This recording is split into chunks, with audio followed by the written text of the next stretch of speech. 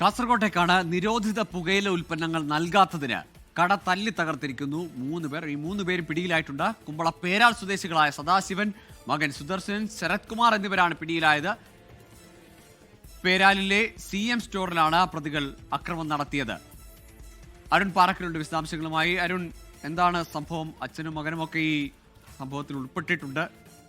ലഹരി തേടിയെത്തുന്നു, കടയടിച്ചു തകർക്കുന്നു അല്ലേ? കഴിഞ്ഞ ദിവസം വൈകിട്ടാണ് ഈ സംഭവം ഉണ്ടാകുന്നത്. കുമ്പള പേരാലിലെ അബ്ദുൾ റഹ്മാന്റെ ഉടമസ്ഥയിലുള്ള CM സ്റ്റോറിലാണ് ഈ ആക്രമണം ഉണ്ടായത്. പ്രതികൾ മദ്യപിച്ചാണ് ഈ കടയിലേക്ക് എത്തിയതെന്നാണ് കടയുടമ പറയുന്നത്. തുടർന്ന് നിരോധിത പുകയില ഉൽപ്പന്നങ്ങൾ ചോദിച്ചു. അപ്പോൾ കടയുടമ അത്തരം സാധനങ്ങൾ ഇവിടെ വിൽക്കില്ലെന്ന് ഇവരെ അറിയിച്ചു.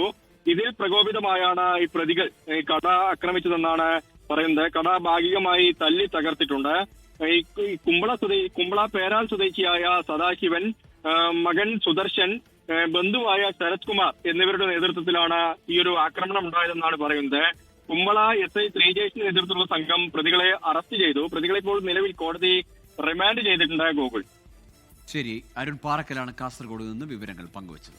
ലോകത്തെവിടെയായാലും ഏത് സമയത്തും 24 വാർത്തകളും ഓഗ്മെന്റഡ് റിയാലിറ്റി പാക്കേജുകളും എക്സ്പ്ലെയിനറുകളും വിശദമായി കാണാൻ ഞങ്ങളുടെ YouTube ചാനൽ നിങ്ങൾക്ക് സബ്സ്ക്രൈബ് ചെയ്യാം.